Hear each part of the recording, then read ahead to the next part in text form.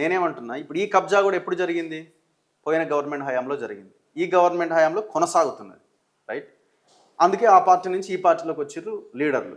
ఇప్పుడు ఈయన అయినంతే, ఆడ గూడెం మహిపాల్ రెడ్డి అయినంతే, అరకెపూడి గాంధీ అయినంతే, ఇంకా చాలామంది పేర్ల లిస్ట్ అంతా అట్లనే ఉన్నది. దానం నాగేందర్ ఆయన కూడా అంతే, బేగంపేటలో ఆయన కబ్జా ఉన్నది. సో మీరు గవర్నమెంట్లో ఉండంగా జరిగినటువంటి వ్యవహారాలన్నీ ఇవి. ఇప్పుడు మీరు అడిగే అర్హత మీకు మీ పార్టీకి ఉన్నదా, లేదా ఇది నేను వ్యక్తిగతంగా అడుగుతున్నా, ఇది పార్టీకి సంబంధం లేదని ఏమైనా చెప్పగలుగుతున్నారా?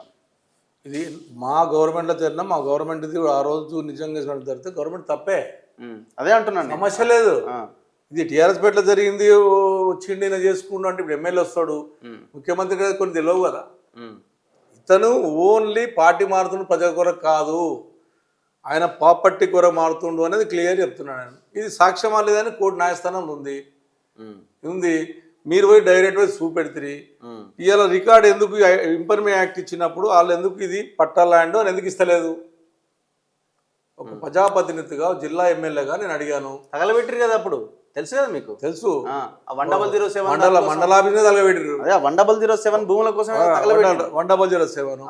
నేను ఏమంటున్నా, ఇప్పుడు కూడా నేను ఇంపర్మేషన్ యాక్ట్ పెట్టినప్పుడు ఒక ఎమ్మెల్యేగా నిజంగా ఆయనకు పట్టా అవుతుంది అనుకుంటే, ఆ దొర పట్టా అవుతుంది అనుకుంటే, నువ్వు ఇవ్వండి ఎంఆర్ఓ గారు, కలెక్టర్ గారు ఏమన్నాడు, ఎందుకు ఇంపర్మేషన్ యాక్ట్లో మా దగ్గర ఏం రికార్డు లేవు, మా దగ్గర లేవని ఇస్తున్నావు అంటే దొంగతనం చేసినట్టే కదా అక్కడ ఉన్న పక్క వ్యక్తి. ఇవాళ మీ ఛానల్ నేను ఇద్దరము మాట్లాడితే బయటకు వచ్చింది తప్ప ఏ ఛానల్ కూడా వేస్తలేరు, ఎందుకో మరి ఆశ్చర్యం అనిపిస్తుంది. మాట్లాడతలేరా లోకల్ మీడియా వాళ్ళతో, పేపర్లతో? మీ పార్టీ మాట్లాడతలేదా, ఎందుకు వేస్తలేరు ఈ వార్తని? ఈ పార్టీ ఏమి డిసిషన్ ఆల్రెడీ కేటీఆర్ గారి దృష్టికి తీసుకెళ్లారా? తీసుకెళ్ళాం. ఆయన ఏమన్నారు? కేటీఆర్ దృష్టికి తీసుకెళ్ళాం, హరీష్ రావు దృష్టికి తీసుకెళ్ళాం, పెద్ద దృష్టికి వెళ్ళాం. దాన్ని పోరాడమన్నారు, వాళ్ళు పిల్లు వేసారు, నేను కోర్టులో వేసిన, నేను పిల్లు వేసిన, కోట్లా నడుస్తుంది. కానీ ఒకటి, ఈ ల్యాండ్ 200, నేను అందుంచి బిల్డర్కి అప్పీల్ చేశాను, రిజిస్టర్ అప్పీల్ చేశాను. అయ్యా మీరు అన్యాయంగా మీకు బిల్డర్గా పోయేసి నష్టపోదు, మీరు అమ్మేది మళ్ళీ బీదలకు ఆల్రెడీ లాంచ్ చేసినట్టుగా. నేను అదే అంటున్నా, ఆశ్చర్యం అనిపిస్తుంది పై సార్.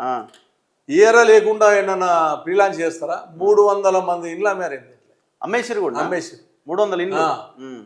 నీ పర్మిషన్ రాలేదు, నీకు నువ్వు ఒక ఏరియాలో ప్రజాప్రతినిధులు మనమే తప్పు చేస్తే ఇంకోటి తప్పు చేయడు.